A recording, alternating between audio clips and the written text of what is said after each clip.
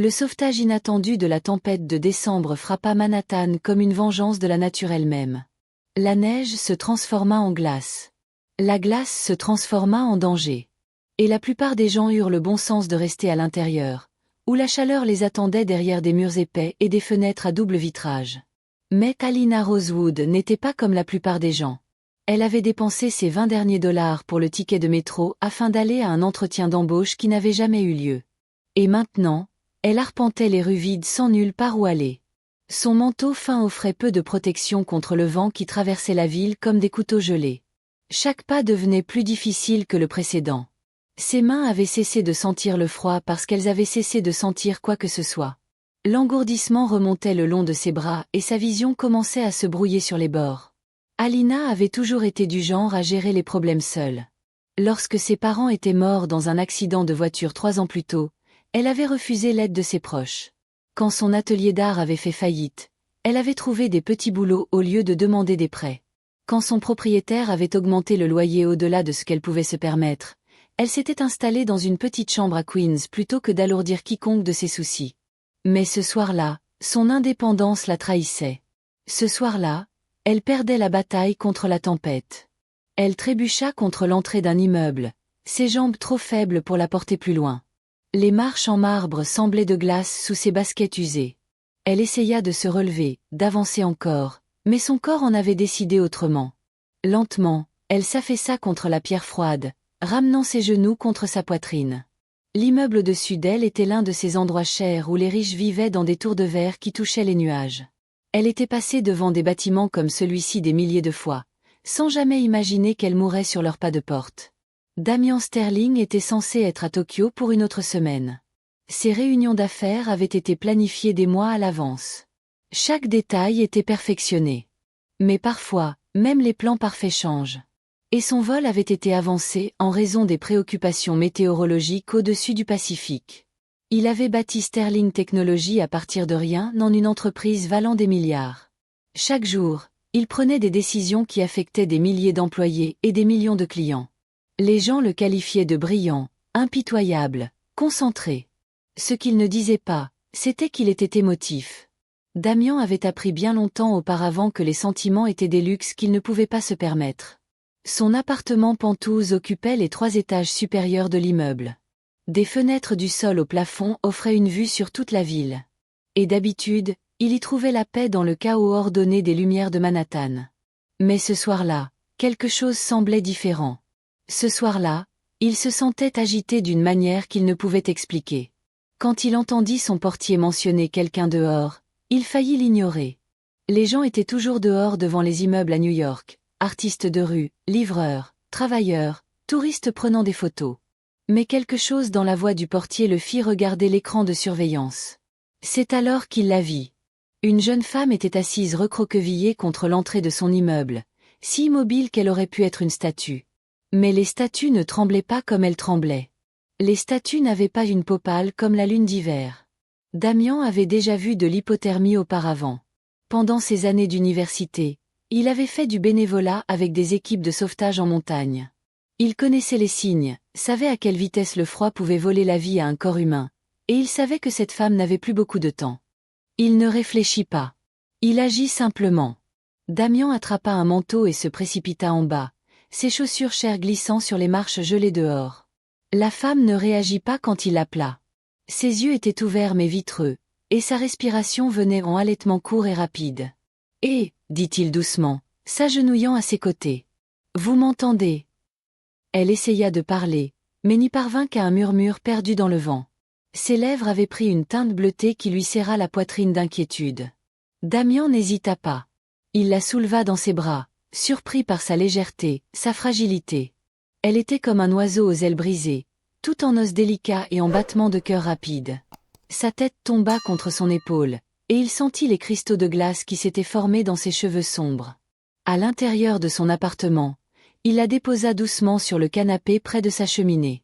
La chaleur des flammes peignit une lumière dorée sur son visage pâle, mais elle tremblait encore si violemment qu'il entendait ses dents claquer. « Je dois vous réchauffer, dit-il, bien qu'il n'était pas sûr qu'elle le comprît.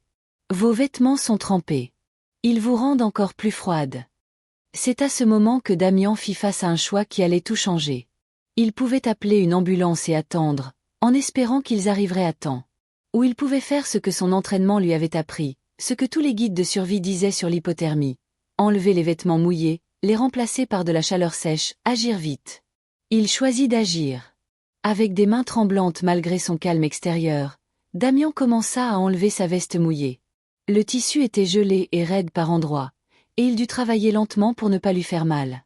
En dessous, son pull collait à sa peau comme une seconde couche de glace. « Je suis désolé », murmura-t-il en pelant chaque couche. « Je suis tellement désolé, mais c'est la seule façon. » Elle ne protesta pas. Peut-être ne le pouvait-elle pas. Mais quelque chose dans ses yeux, quand ils se posèrent brièvement sur son visage, sembla comprendre. Il n'y avait pas de peur là-dedans. Seulement une sorte d'acceptation tranquille qui brisa quelque chose dans sa poitrine. Quand il atteignit sa dernière couche, un fin chemisier de coton devenu transparent par l'humidité, Damian se força à penser seulement à la médecine, seulement à la survie.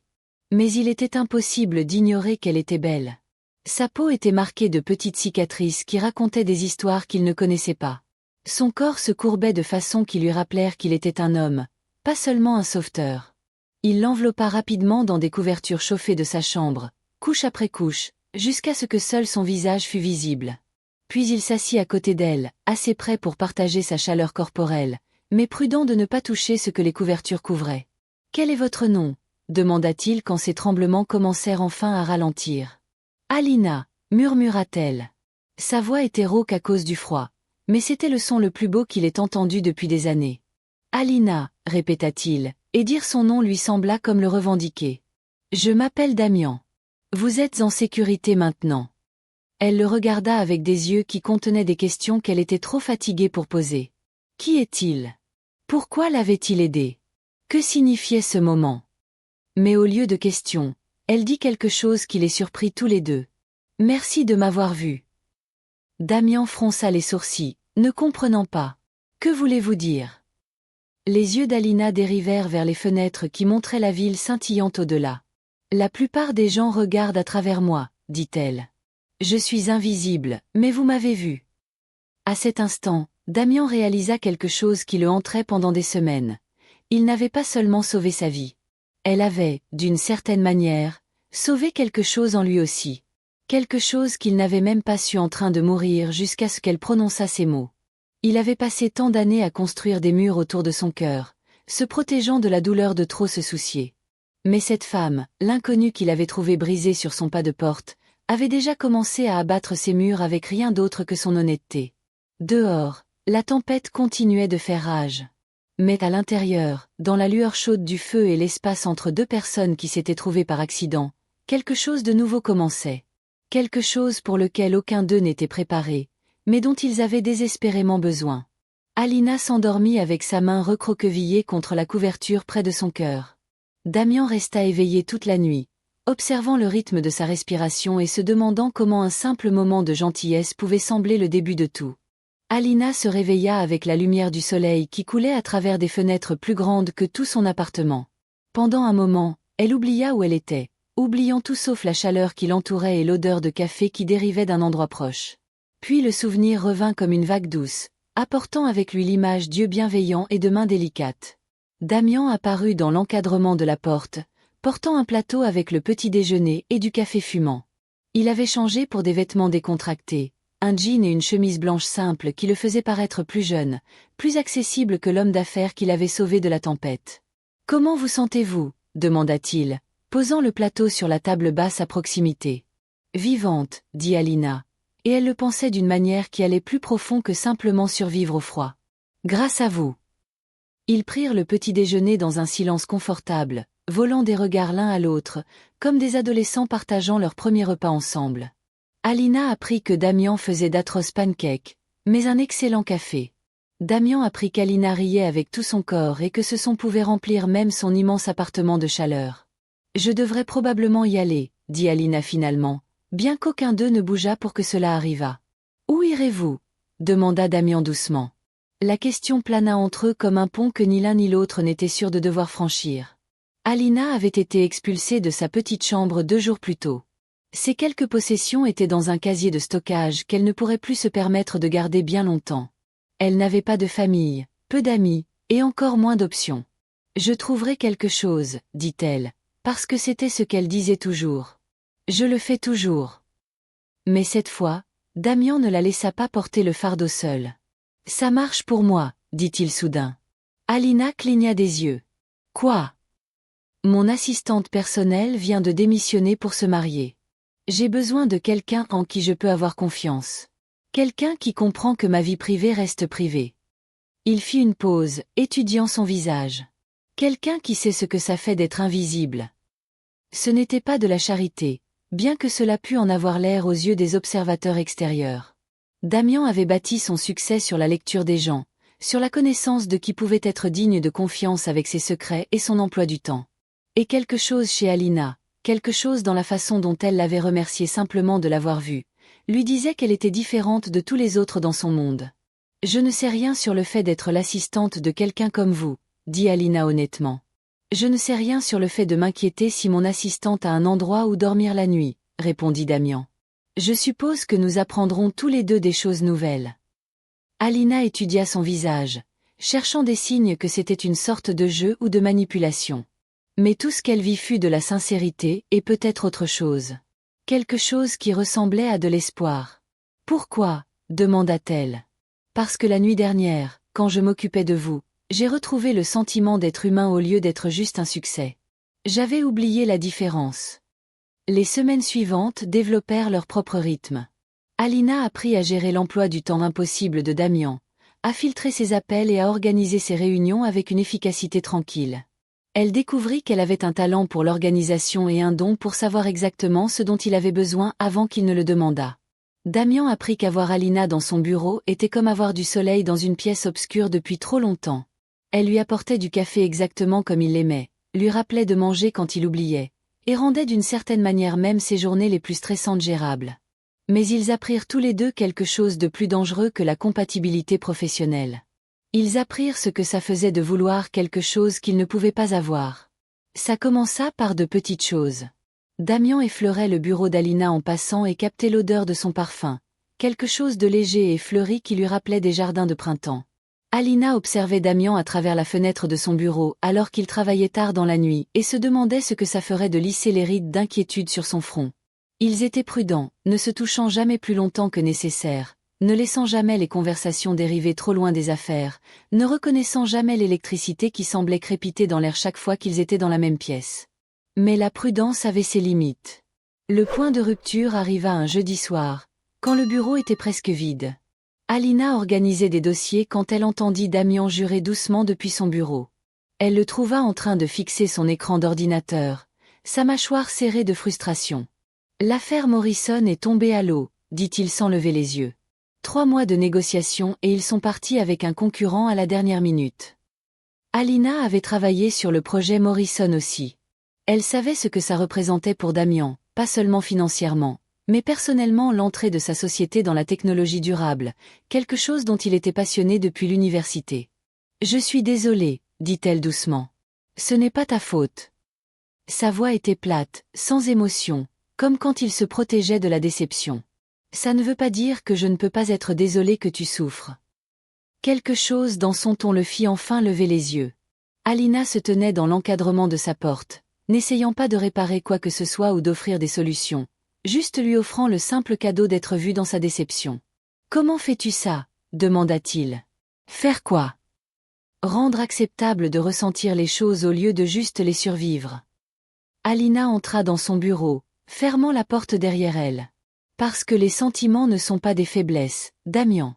C'est juste la preuve que quelque chose compte pour toi. » Il se leva lentement, fit le tour de son bureau jusqu'à être assez près pour voir les reflets dorés dans ses yeux bruns. « Tu comptes pour moi, » dit-il calmement. « Tu comptes pour moi d'une manière qui pourrait détruire tout ce que j'ai bâti si quelqu'un le découvrait. »« Alors ne laisse personne le découvrir, » murmura Alina. C'était la mauvaise chose à dire et la bonne chose à dire en même temps. C'était une permission, une confession et une invitation enveloppées en 5 mots simples. Damian leva la main, traça la ligne de sa joue avec son pouce. « Alina, » dit-il, et son nom sonna comme une prière dans sa voix.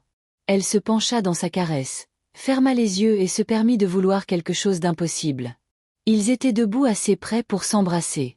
Assez près pour franchir toutes les lignes qu'ils avaient tracées entre professionnel et personnel. Quand le téléphone de Damian sonna, le bruit brisa le moment comme du verre qui se fracasse. Damian recula, répondit à l'appel avec sa voix d'affaires. Alina se glissa hors de son bureau avant que le sortilège entre eux ne se reformât. Mais le mal était fait. Ou peut-être que la guérison avait commencé. Parce que certaines choses, une fois reconnues, ne pouvaient plus être effacées. Et la vérité qui planait maintenant dans l'air entre eux était simple et compliquée et terrifiante. Ils étaient en train de tomber amoureux. Aucun d'eux ne savait comment s'arrêter. 3 semaines plus tard, le monde d'Alina explosa dans les gros titres des journaux et les conversations chuchotées. Quelqu'un avait pris des photos d'elle et de Damian quittant le bureau ensemble, marchant assez près pour que leurs épaules se frôlassent presque. Les images étaient innocentes, mais l'article qui les accompagnait ne l'était pas. La romance secrète de Sterling, le patron milliardaire et son assistante mystérieuse, lisait le titre dans le plus grand magazine People de la ville. L'histoire dépeignait Alina comme une chasseuse de fortune qui s'était frayé un chemin dans la vie de Damian par la séduction, dans son lit, malgré l'absence de preuves que quoi que ce soit d'inapproprié ne s'était passé entre eux. Alina lut l'article assise dans un café près de son appartement, ses mains tremblant si fort qu'elle pouvait à peine tenir le magazine. Il s'était trompé sur son nom, son âge, son passé, mais ils avaient eu raison sur la chose la plus importante. Elle était amoureuse de Damian Sterling, et maintenant le monde entier le savait. Son téléphone vibrait de messages de reporters demandant des interviews. Son email se remplissait de demandes d'amis d'inconnus qui voulaient des infos internes sur la vie privée de Damian. Et le pire de tout, le silence de la personne dont l'opinion comptait vraiment pour elle. Damian n'avait pas appelé, n'avait pas envoyé de texto, n'avait donné aucun signe qu'il savait même que l'article existait. Son silence ressemblait à un abandon, à une confirmation que ce qui avait grandi entre eux ne valait pas la peine d'être défendu. Alina arriva au bâtiment de Sterling Technologies ce lundi matin, s'attendant à être escortée dehors par la sécurité. Au lieu de cela, elle trouva Damian l'attendant près des ascenseurs, son visage impassible comme quand il prenait des décisions d'affaires difficiles. « Il faut qu'on parle », dit-il simplement. Ils montèrent à son bureau en silence, tous les deux conscients que les autres employés les fixaient, chuchotaient derrière des mains levées pour cacher les bouches gossipantes. L'ascenseur semblait plus petit que d'habitude, l'air plus épais de questions non posées. Dans son bureau, Damian ferma la porte et se tourna vers elle. « Le conseil d'administration s'est réuni ce matin, » dit-il sans préambule. « Ils sont inquiets pour la réputation de l'entreprise. Ils pensent qu'il serait préférable que tu trouves un autre poste. » Alina sentit quelque chose de froid s'installer dans son estomac. « Et toi, qu'en penses-tu » ? « Je pense, » dit Damian avec précaution, « que j'ai passé toute ma vie d'adulte à bâtir cette entreprise. Tout ce que je suis, tout ce que j'ai accompli est lié à Sterling Technologies. »« Je comprends, » dit Alina calmement. Elle s'y était attendue, s'y était préparée pendant le long week-end sans sommeil. « Je vais vider mon bureau. »« Attends !» Le mot sortit plus tranchant qu'il ne l'avait voulu. Damian passa une main dans ses cheveux, détruisant la coiffure parfaite qui le faisait habituellement paraître si contrôlé. « C'est ce que je pensais dire. C'est ce que j'avais prévu de dire quand je t'ai demandé d'entrer ici. Qu'est-ce qui a changé ton avis ? Toi !» Il s'approcha. Assez près pour qu'elle vît l'épuisement dans ses yeux, la preuve de ses propres nuits sans sommeil. « Alina, j'ai été un succès parce que j'ai toujours choisi la sécurité plutôt que le risque, le profit plutôt que les gens, la logique plutôt que l'émotion. Et j'étais misérable. » Elle attendit, n'osant pas espérer. « Ces derniers mois avec toi ont été la première fois où je me souviens d'être heureux au lieu d'être juste accompli. Tu me fais rire. Tu me donnes envie d'être meilleur. Tu me fais sentir comme l'homme que j'étais avant de décider que les sentiments étaient des fardeaux. »« Damian, » murmura-t-elle, mais il leva la main. « Je n'ai pas fini. Le conseil pense que tu es une menace pour tout ce que j'ai bâti, mais ils ont tort. Tu n'es pas une menace pour mon succès. Tu es la première chose qui ait jamais été plus importante que mon succès. » Alina sentit les larmes se former dans ses yeux, mais elle les refoula. « Qu'est-ce que tu dis ? » ?»« Je dis que je préférerais perdre chaque dollar, chaque contrat, chaque accomplissement que j'ai jamais eu plutôt que de te perdre. Je dis que je t'aime, Alina Rosewood, et que je m'en fiche de qui le sait. » Les mots planèrent dans l'air entre eux comme des cadeaux attendant d'être déballés. Alina avait rêvé de les entendre, mais elle n'avait jamais cru qu'ils deviendraient réalité. Le conseil va te rendre la vie difficile, dit-elle. Les médias ne nous laisseront jamais tranquilles. Tes amis, tes partenaires d'affaires, ils penseront tous que tu as perdu la tête. L'ai-je perdu ? Demanda-t-il, s'approchant assez près pour toucher son visage. Perdu pour aimer une femme qui est gentille, honnête et courageuse, pour choisir le bonheur plutôt que la réputation. Alina se pencha dans sa caresse, sentant les dernières de ses murailles s'effondrer. Si c'est le cas, alors j'ai perdu la mienne aussi, parce que je t'aime, Damian Sterling. J'aime tes pancakes atroces et ton esprit brillant et la façon dont tu vois les gens au lieu de juste les regarder. Leur premier baiser se produisit dans son bureau, avec Manhattan étalé en dessous d'eux comme une promesse scintillante. Mais il fut doux et désespéré et empli de tous les mots qu'ils avaient eu peur de dire. Quand ils se séparèrent enfin, Alina pleurait, mais elle souriait aussi. « Et maintenant, qu'est-ce qui se passe ?» demanda-t-elle. « Maintenant, on le découvre ensemble, » dit Damian. « Affronter le conseil, les médias, le monde entier s'il le faut. Mais on le fait en partenaire. » Partenaire. Il fouilla dans le tiroir de son bureau et en sortit une petite boîte. À l'intérieur, il n'y avait pas de bague de fiançailles, mais une clé. La même clé qu'il avait utilisée pour les laisser entrer dans son appartement la nuit où ils s'étaient rencontrés. « Viens vivre avec moi, » dit-il. « Oui. Pas parce que tu n'as nulle part d'autre où aller, mais parce que je veux me réveiller chaque matin en sachant que tu as choisi d'être là. » Alina prit la clé, sentit son poids dans sa paume comme une promesse. « Et ta réputation ? Ton entreprise ? Je bâtirai de nouvelles entreprises s'il le faut. Je créerai une nouvelle réputation basée sur l'honnêteté de ce qui compte pour moi. Mais je ne bâtirai rien d'autre qui m'exige de prétendre que tu n'existes pas. » 6 mois plus tard, le mariage fut petit, tenu dans le penthouse de Damian avec seulement leurs amis les plus proches présents. Alina portait une robe blanche simple qui la faisait ressembler à un rayon de soleil donné forme humaine. Damian portait un sourire qui transformait tout son visage. Des hommes d'affaires à un homme amoureux, les médias avaient finalement passé à d'autres scandales, d'autres histoires. Le conseil s'était ajusté aux nouvelles priorités de Damian, principalement parce que l'entreprise continuait de prospérer sous son leadership. Il s'avéra qu'un PDG heureux prenait de meilleures décisions qu'un misérable. Mais la vraie victoire était plus petite et plus personnelle. C'était la façon dont Alina avait appris à prendre de la place dans le monde au lieu d'essayer de disparaître. C'était la façon dont Damian avait appris à valoriser la connexion plutôt que le contrôle. C'était la façon dont ils avaient tous les deux découvert que l'amour n'était pas à propos de trouver quelqu'un pour vous compléter, mais à propos de devenir assez complet pour vraiment se partager avec une autre personne. Tandis qu'ils se tenaient ensemble regardant la ville où ils s'étaient trouvés, Alina se rappela la femme qui s'était effondrée dans la neige dehors, devant cet immeuble même. « Tu te demandes parfois ce qui serait arrivé si tu ne m'avais pas vue cette nuit-là » demanda-t-elle.